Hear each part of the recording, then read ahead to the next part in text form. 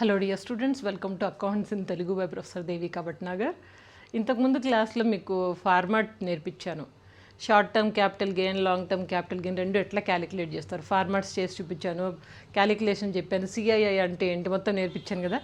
ఈరోజు short term capital గెయిన్లో ఒక చిన్న ప్రాబ్లం తీసుకొని చేద్దాము. ఒక అండర్స్టాండింగ్ అయితే మీకు రావాలి. ఇది వస్తే నెక్స్ట్ లాంగ్ టర్మ్ క్యాపిటల్ గెయిన్కి వెళ్ళిపోవచ్చు. ఓకేనా? ఏం లేదు, చాలా సింపుల్. ఫార్మాట్ గుర్తుందా? గుర్తు లేకపోతే పుస్తకం తీసి ఒకసారి చదవండి మళ్ళా. సరే, ఇప్పుడు చూడండి ప్రాబ్లం ఇక్కడ ఇట్లా ఇచ్చాడు. ఏమంటున్నాడు ఇక్కడ? ప్రాబ్లం మెల్లగా చదవండి, నెమ్మదిగా, టెన్షన్ లేకుండా కూల్గా చదవండి. చూడండి, mister Ram is a film producer. During the previous year he sold a film projector for 3,40,000. Ram అనే అతను ఫిల్మ్ ప్రొడ్యూసర్ అట్ట. అతను ఒక ప్రాజెక్టర్ని అమ్మాడు. ఎంతకు అమ్మాడు? 3,40,000. మళ్ళీ చదవండి, mister Ram is a film producer. During the previous year, last year, he sold film projector for 3,40,000. ఇంతకు అమ్మాడు. Which had cost him 3 lakh rupees. ఎంతకు కొన్నాడు? 3 lakhకి కొన్నాడు. And in respect of which 80,000 had been allowed as depreciation during last 2 years. దీనికి last 2 yearsలో ఇతను depreciation ఎంత పే చేశాడంట? 80,000. అంటే 80,000 దాకా డెప్రిసియేషన్ ఖర్చు వచ్చింది. అతను కొన్నది ఇంతకైతే డెప్రిసియేషన్ ఖర్చు ఇంత వచ్చింది అంటున్నాడు. అర్థమైందా పాయింట్?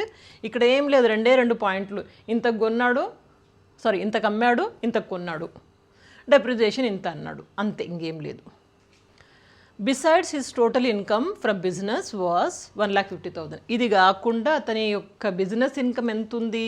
1,50,000 అంటున్నాడు. ఇది ఎక్స్ట్రా ఇన్ఫర్మేషన్, మన క్యాపిటల్ గెయిన్కి సంబంధం లేదు. ఓకేనా? And expenses on sale amount 10,000. ఈ సేల్ చేశాడు కదా, సేల్ చేసినప్పుడు ఇతనికి అయిన ఖర్చు 10,000 అట. కంప్యూట్ క్యాపిటల్ గెయిన్ అన్నాడు. బట్ ఏ క్యాపిటల్ గెయినో చెప్పలేదు. షార్ట్ టర్మా లాంగ్ టర్మా చెప్పలేదు. ఎట్లా తెలుస్తుంది? ఒక్కసారి ప్రాబ్లం మంచిగా చూడండి. ఒక్క పాయింట్ ఉంది, ఒక పాయింట్. ఆ పాయింట్ని చూస్తే మనకు అర్థమవుతుంది ఇది షార్ట్ టర్మ్ అనేసి. ఏంటి ఆ పాయింట్ అంటే కనుక ఇది డెప్రిసియేషన్ ఫర్ లాస్ట్ 2 years. 2 yearsదే ఇచ్చాడు. అంటే ఇతడు పాతకాలం కొనలేదు. ఇప్పుడు 3 years లోపల కొన్నామంటే షార్ట్ టర్మ్ క్యాపిటల్ గెయిన్లోకి వస్తుంది. 3 years దాటితే కదా, ఇక్కడ దాటలేదు, 2 yearsే. 2 years కాబట్టి షార్ట్ టర్మ్లోకి వస్తుంది. అర్థమైందా? అండ్ ఇంకొకటి మనకి సిఐఐ అని ఒకటి ఇస్తాడు, కాస్ట్ ఆఫ్ ఇన్ఫ్లేషన్ ఇండెక్స్ అనేసి. అది ఇవ్వలేదు. అది ఎప్పుడు ఇస్తాడు? లాంగ్ టర్మ్ అయితే ఇస్తాడు. ఇది ఇక్కడ అది ఇవ్వలేదు అంటే షార్ట్ టర్మ్. అది పక్కా ఇవ్వాలి. అది ఇస్తేనే మనం క్యాలిక్యులేషన్స్ అవుతాయి. చెప్పాను కదా లాస్ట్ క్లాస్లో, ఫార్మాట్ వేసి ఫార్ములాస్ అవన్నీ వేసుకొని మనం చేస్తాం. కాబట్టి ఇక్కడ ఇవ్వలేదు. మోర్ ఓవర్ 2 years అంటున్నాడు కాబట్టి ఇది purely short term capital gain problem. అర్థమైందా? ఫార్మాట్ ఒకటి వేసేసాను నేను. ఇక్కడ వేసినప్పుడు ఇక్కడ ఏమంటున్నాం? ఫస్ట్ మనం ఏం తీసుకుంటామో సేల్ ప్రొసీడ్స్ కదా. Sale price of the projector. ఇంతకు అమ్మాడు అంట కదా. ఎంతకు అమ్మాడు? He sold film projector for 3,40,000. Sale price of the projector వేసేస్తాను ఇక్కడ 3,40,000. ఇంత. దీనికోసం ఎంత ఖర్చు చేశాడు అది డిడక్ట్ చేయాలి కదా. చేస్తే మనకి నెట్ కన్సిడరేషన్ వస్తుంది. ఎక్స్పెన్సెస్ ఆన్ సేల్ అమౌంట్, దీనికోసం ఇతను ఎంత ఖర్చు చేశాడంటే 10,000 ఖర్చు చేశాడు. ఓకేనా? 10,000 minus expenses on transfer 10,000 transfer చేస్తాడు. ఇది మైనస్ చేస్తే మనకు వచ్చేది నెట్ కన్సిడరేషన్. నెట్ కన్సిడరేషన్ ఎంత వచ్చింది? 3,30,000.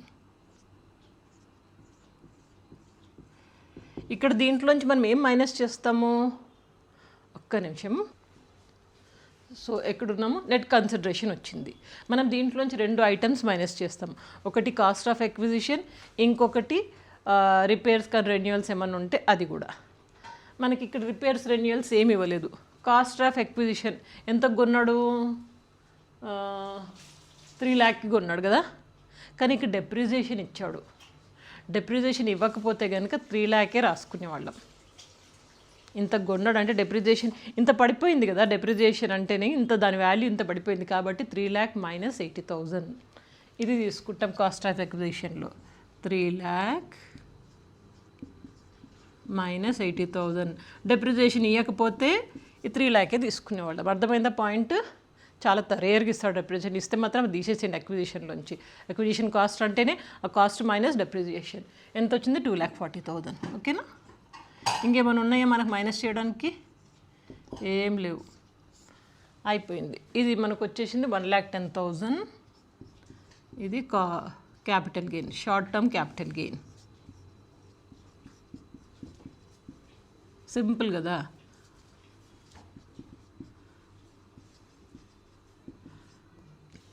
షార్ట్ టర్మ్ క్యాపిటల్ గెయిన్ వచ్చేసింది, అంతే, ప్రాబ్లం అయిపోయినట్టే. కాకపోతే నేను ఇంకొక స్టేట్మెంట్ చూపిస్తున్నాను, స్టేట్మెంట్ ఆఫ్ టోటల్ ఇన్కమ్. ఎందుకు చూపిస్తున్నాను? షార్ట్ టర్మ్ క్యాపిటల్ గెయిన్ తెలుసు. వాడు ఇంకొకటి అన్నాడు కదా, besides his total income from business was 1,50,000.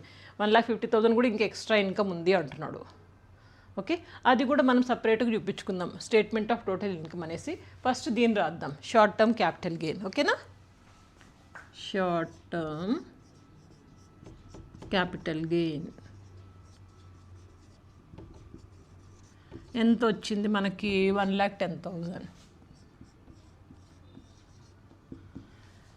దీనికి మనం ఇంకొకటి ఏంటి, ఏం ఇన్కమ్ వచ్చింది? ఇన్కమ్ ఫ్రమ్ బిజినెస్ కదా, ఇన్కమ్ ఫ్రమ్ బిజినెస్. దీన్ని యాడ్ చేద్దాం, యాడ్ చేస్తే మనకు టోటల్ ఇన్కమ్ వస్తుంది. ఇన్కమ్ ఫ్రమ్ బిజినెస్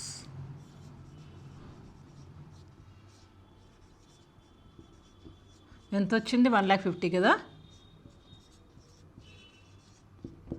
అంటే 2,60,000 ఇది టోటల్ ట్యాక్సబుల్ ఇన్కమ్ అనమాట. టోటల్ ఇన్కమ్ మనం ఇంతకి అతను ట్యాక్స్ చేయాల్సి వస్తుంది. యాక్చువల్లీ మనకు వచ్చిన షార్ట్ టర్మ్ గెయిన్ అయితే 1,10,000. ఇంకొకటి కూడా 1,50,000 ఉంది కాబట్టి ఆ రెండు కలుపుకుంటే 2,60,000. దీని మీద అతను మొత్తం ట్యాక్స్ పే చేయాల్సి ఉంటుంది అని మనం చూపిస్తున్నాము. ఇది ఇవ్వకపోయింటే మనం ఇది స్టేట్మెంటే చేసేవాళ్ళం కాదు. ప్రాబ్లం అయితే సింపుల్, అర్థమైందా? నెక్స్ట్ క్లాస్ నుంచి లాంగ్ టర్మ్ క్యాపిటల్ గెయిన్ ఎట్లా క్యాలిక్యులేట్ చేస్తాం, చాలా చాలా ఇంపార్టెంట్. కొంచెం ఫోకస్ చేయండి, ఏం కాదు. తప్పకుండా వీడియోస్ షేర్ చేసుకోండి. Good luck. స్క్రీన్ షాట్ తీసుకోండి, నోట్స్ నీట్గా మెయింటైన్ చేయండి.